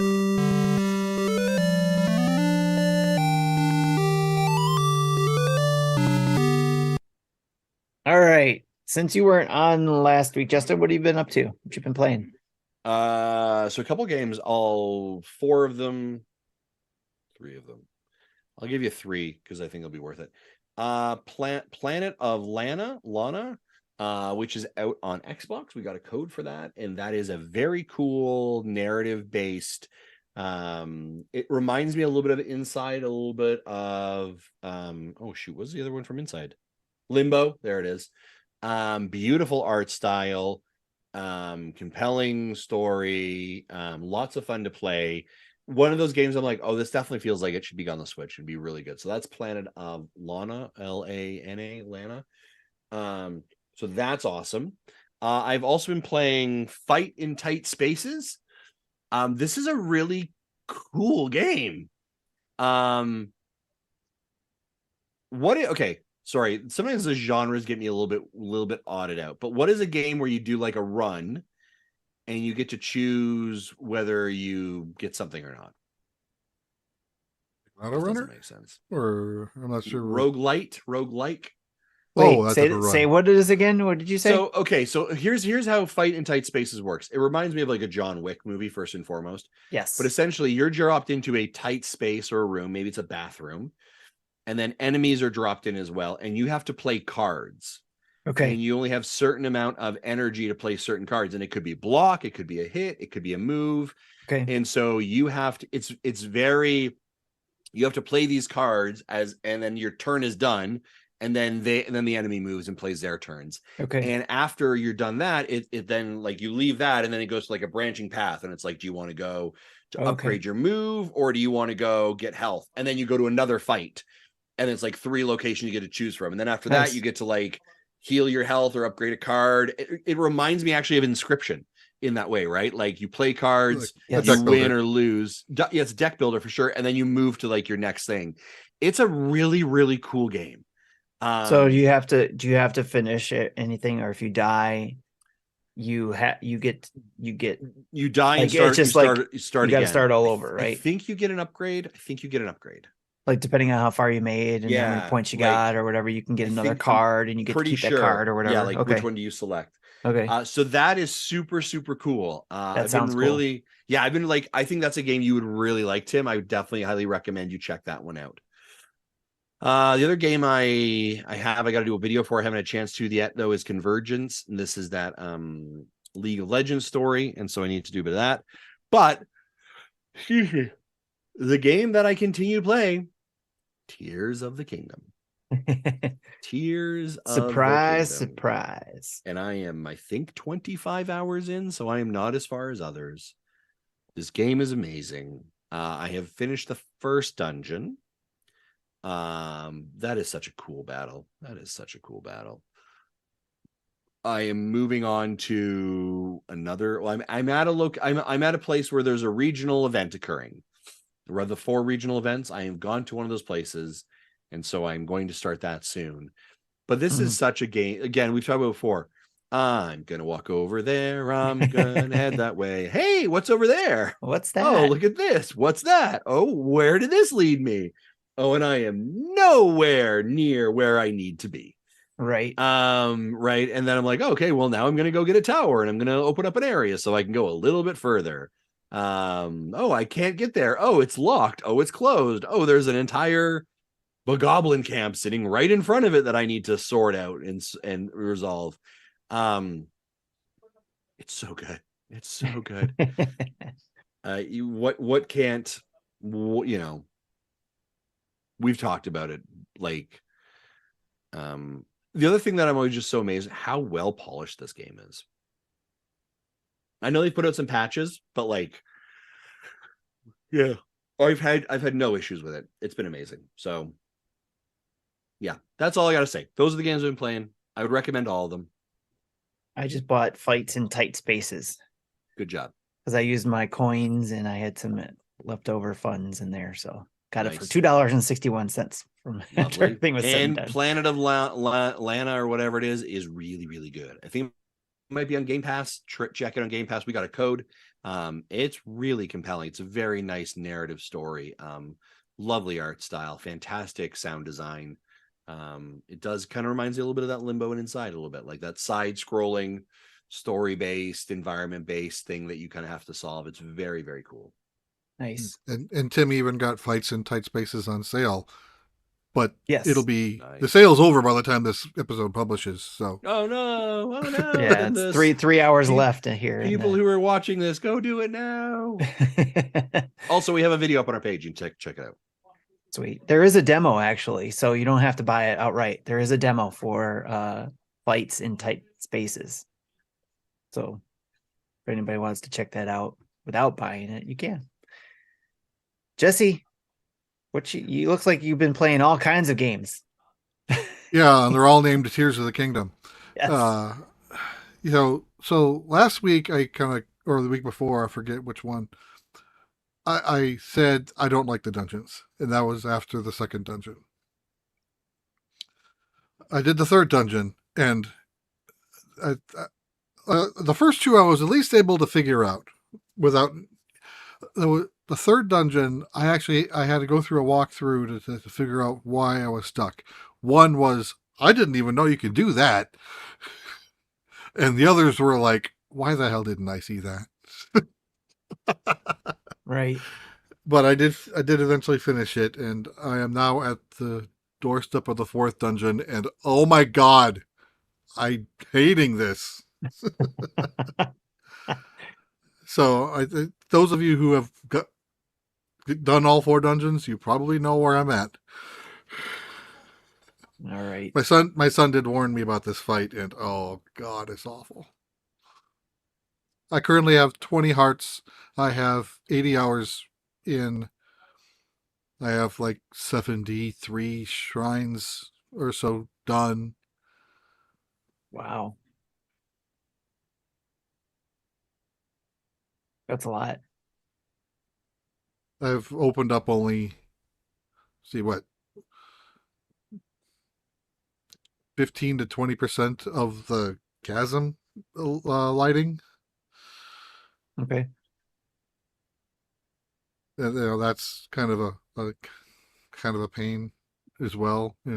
I've been kind of avoiding the chasm, but finding myself needing to go down there to get to explore and get the components for the battery upgrades, which I have 3. I have 3 and a third battery right now. Nice. Miz says he has 195 hours in. He hasn't been sleeping well. That'll do that. That game will do that. All right. That's it. That's all you got for the update. That's all That's all I've been playing. Yeah. All right. So I have not had much time to play anything other than when I have played, it's been Warhammer 40,000 Bolt Gun. We got a review code for that. I know you guys, Jesse and Marty, you guys read what I've been playing, and this was part of that. I did do a first look on this video or on this game, so we have that video up in our YouTube. But I've been playing it more since. Basically, I play a level each time I go into it, and I'm just loving this game. Now, the reason why I'm bringing it up again too, even though it was mentioned last week, is because I know people are like, Warhammer 40,000 Bolt Gun looks horrible on the Nintendo Switch. No, it's supposed to look like that. It's supposed to look like a 90s first-person shooter because it's on the Switch. But if you don't like that look, then go play it on PlayStation or Xbox because it looks better there for sure. But because I can play this on the go and it looks like my favorite games of all time, like Doom for the PC back then in the 90s, or Duke Nukem, and I called it Doom Nukem because it combines the two. I think it's awesome, and I'm having a blast with it. It's fast. I'm just having a good time with it. And I think if you are a Doom lover or a Duke Nukem lover, if you love those games and you want to have that feeling again like you did when you played those games before, check out Warhammer 40,000 Bolt Gun for the Nintendo Switch. And that's what I've been playing. So let's move on to the community spotlight. Do it.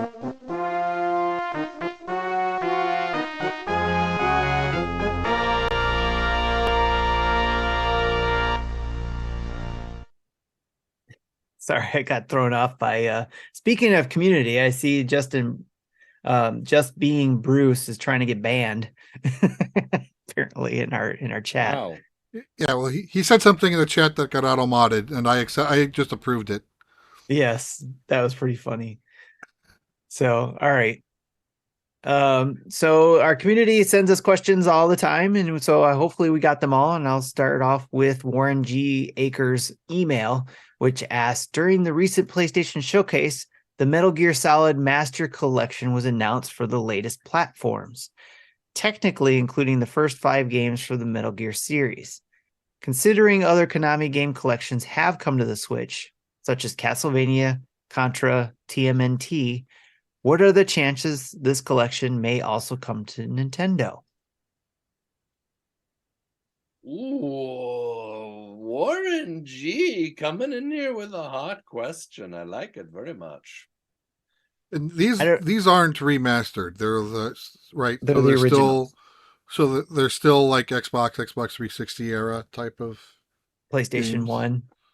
Yeah. Okay, even before Xbox. Yeah, because it's the first. So it's the first between Metal PlayStations 1 and 3. Mm-hmm. Are they gonna? Is the NES Metal Gear in there too? I don't know. Maybe it's an unlockable.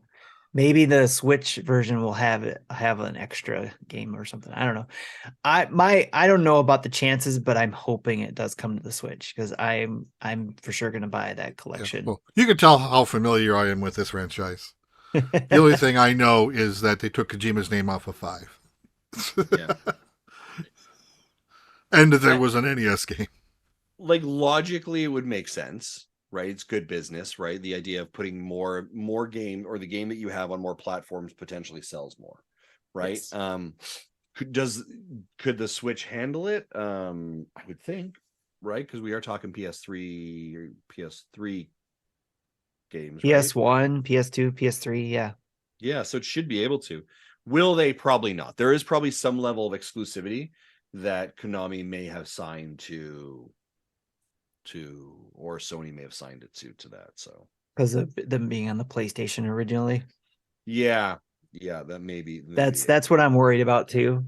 My hopes are that it does come into the collection, because it's would fit the Konami collection type stuff. So that'd be cool. And then Friendo asked, did Ninja Gaiden come to the Switch? Yes, because I have it, I believe, if I remember correctly. Which Ninja Gaiden? The NES games or the 2000s era Ninja Gaiden? The 2000 era ones. Oh, that one did come. Okay. Yep. I bought it on Play Asia so I could get it on a cart.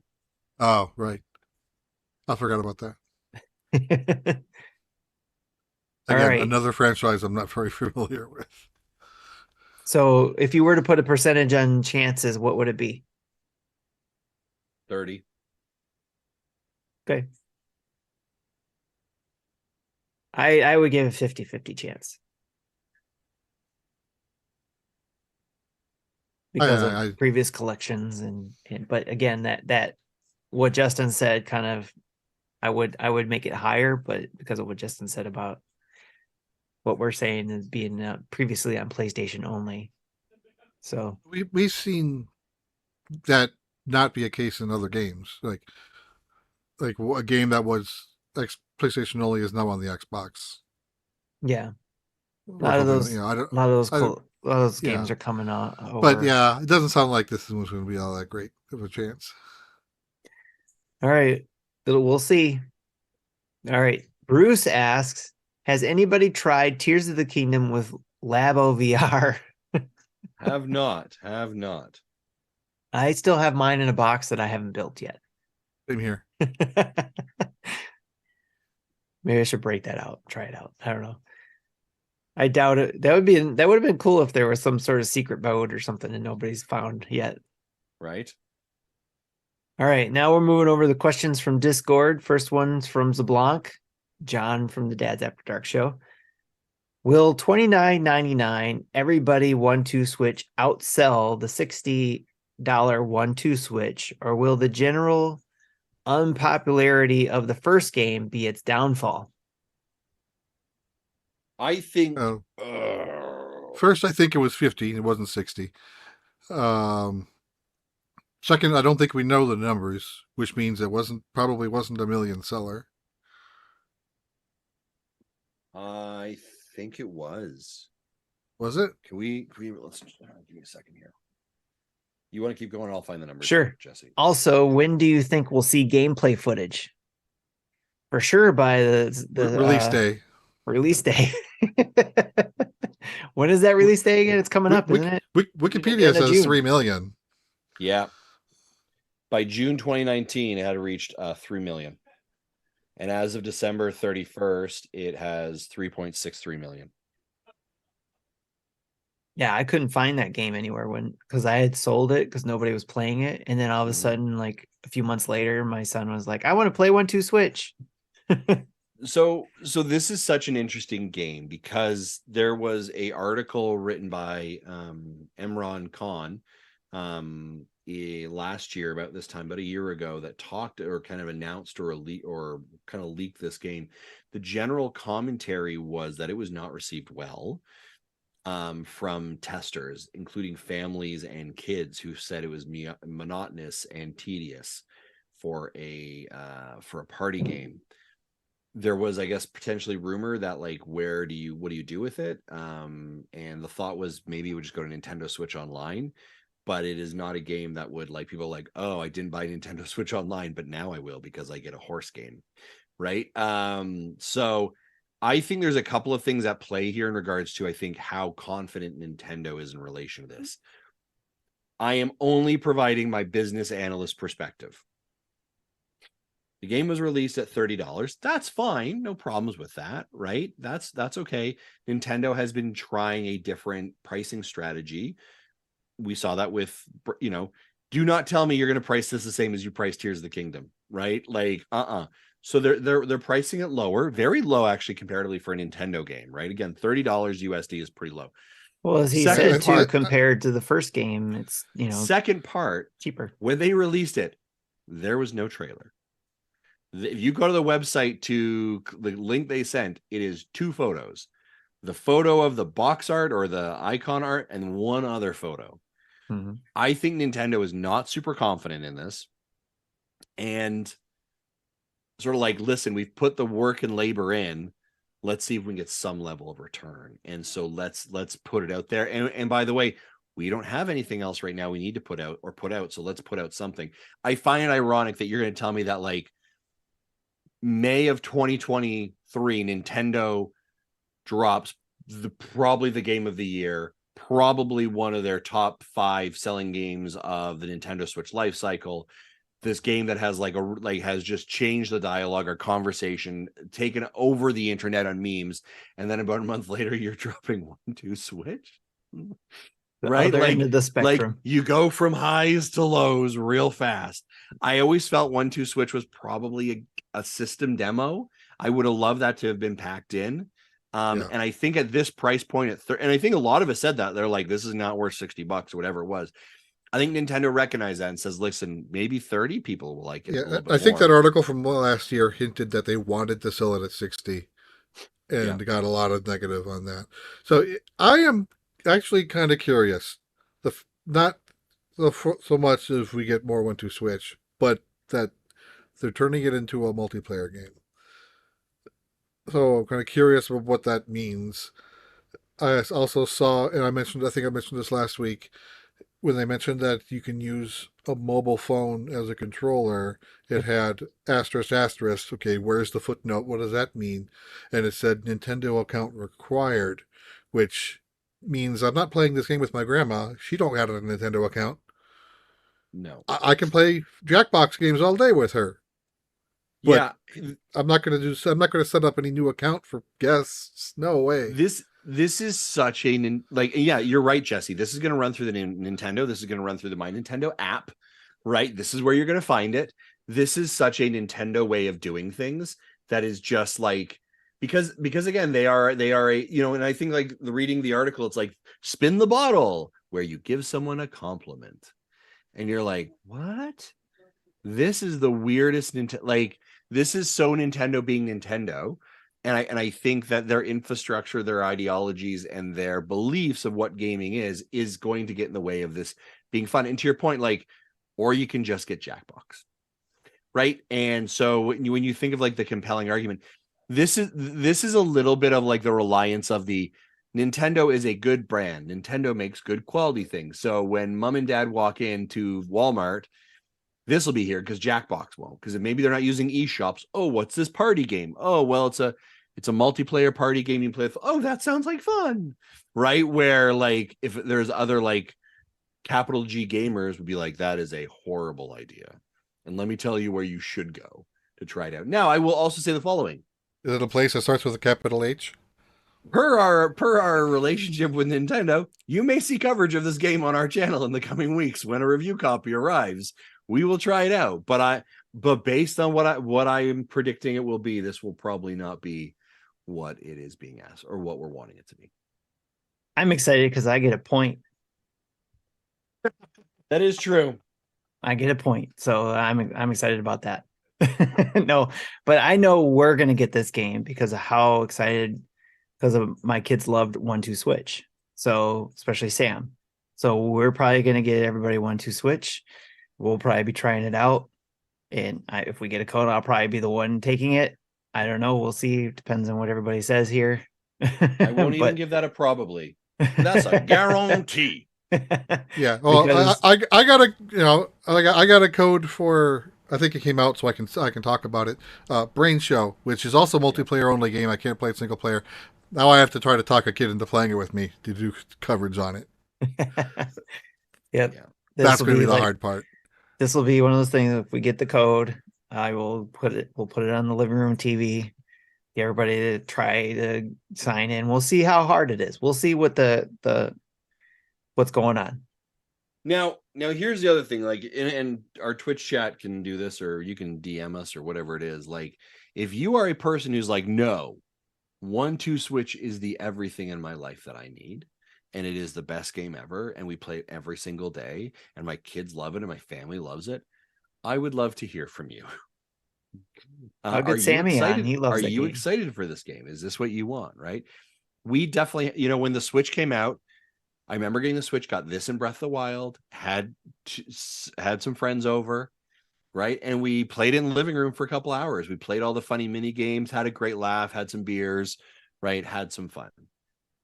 After that, my kids played it a couple times when friends came over, and then it just kind of fell off a little bit, right? And I also don't know if it fell off a little bit because it is so also reliant on the Joy-Cons, and the Joy-Cons have inevitably had issues, right? And challenges that you're like, well, I don't know if it's the same thing anymore, if it feels right. So, yeah, I don't know. So again, maybe I'm wrong. Maybe you're like 1-2 Switch is the best game ever. Tell me more. Tell me more.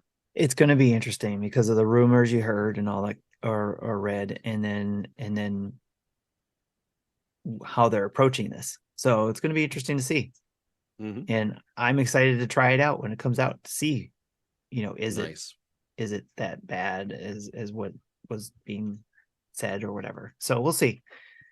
Or maybe it's one of those things where they just had bad focus groups and now all of a sudden it becomes the most popular game on the Switch. We'll see. All right. The next question is from Mecca. With the popular NintendoDads making a video on Plock.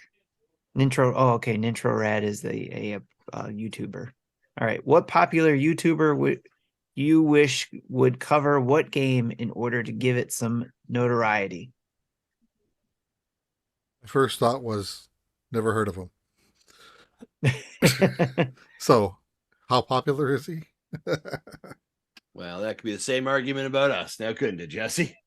Right. We're popular to someone somewhere, right? Yep. So it sounds like NintendoDads is popular to some people. Captain Skyhawk. I would like to know more about Captain Skyhawk. All right. So you would like to give that game some more notoriety? Yeah, that was the first game that I bought when I had a Nintendo Switch, or Nintendo. I apologize. Okay. And I played that for a very long time. I got very good at it. Nice. I can't even think of a good answer. Yeah, I'm trying to think too. Can I say SimCity? Is that enough? Sure. For the Super Nintendo. I can't think of anything else.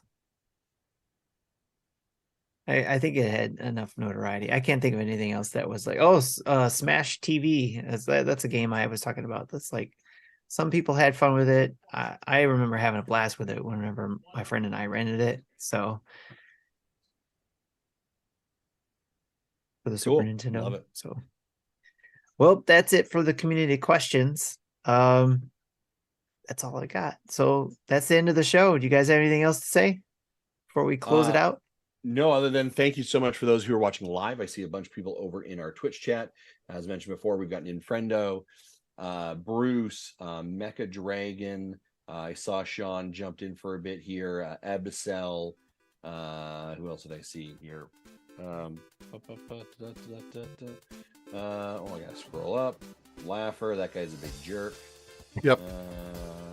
Where else? I saw something at the top. Where is it? Anyways, we saw lots of people jump in. Thank you. John Blanco, there it is. I saw John in there as well. Mikey Dreamer, there it is. Thank you very much. Yeah, thanks for being here. Thanks for supporting us. Hopefully you've enjoyed our content. Tim, I'll hand it back to you. All right. Huge thanks to our Patreon producers, Dave Ernsberger, RJ Kern, Jacqueline Amira, Solo Something, as well as to our other 90 plus Patreons. Next, a special thank you to our 23 Twitch subscribers and over 1,405 Twitch followers. And a shout out to our 6,796 YouTube subscribers. So close to 6,800. We're probably there. Just haven't looked. But thank you, everyone.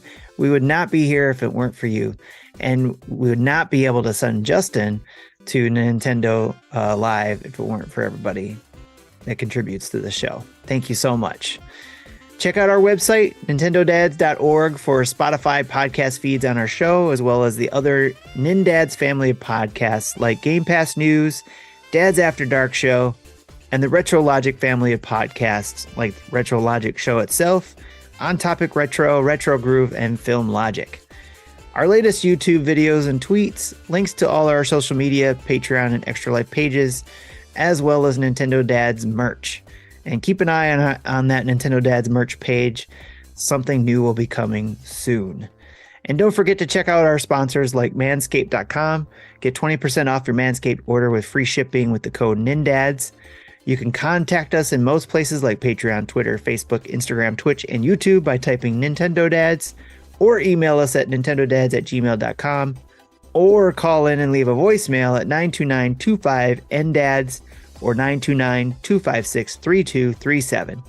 Big thanks to OC Remix for the music throughout the show. Download from your favorite podcast app of choice, and please leave us a 5-star review plus a comment about how bad the other shows are and how awesome we are.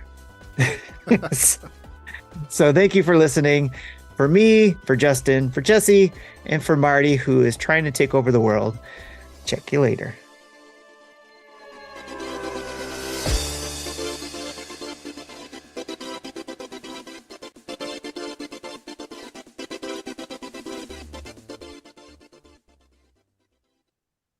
Thank you for listening to Nintendo Dads.